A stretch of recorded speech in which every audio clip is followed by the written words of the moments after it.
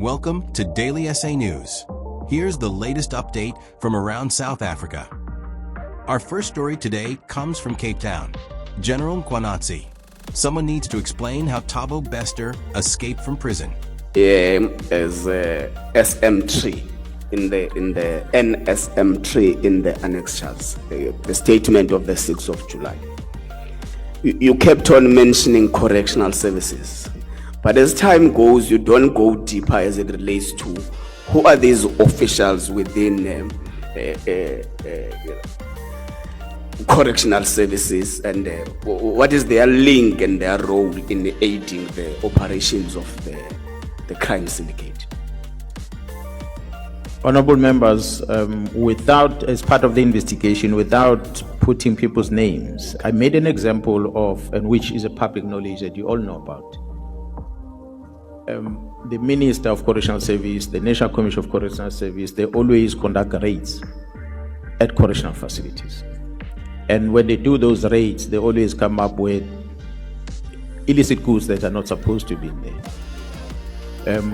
We are still trying to figure out how does Thabo Bester get out of prison and he'll end up in a foreign country.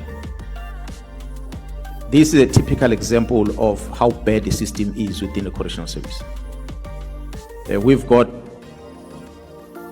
a lot of examples on how crime is organized behind bars, how people get killed by people that are behind bars, that get released to go out and murder someone and come back into correctional facility.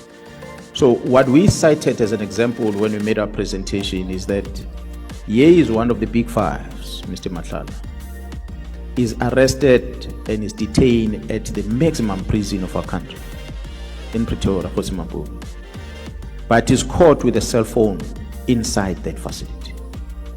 So that cell phone for sure was not dropped from the sky to get into the courtyard for him to get it. It was facilitated by someone within the correctional facility to have access to it. So we cited that one example, but we're not going to elaborate more of the other people that have had access to that correctional facility to come and see these arrested people and been assisted by the officials within. Some other items that have been given to these people that are arrested of the Big Five, facilitated by individuals within correctional facilities. So that's why I said I'm not going to go deeper into naming the names, who is doing what and who's doing what, because that is part of the criminal investigation that you're busy with.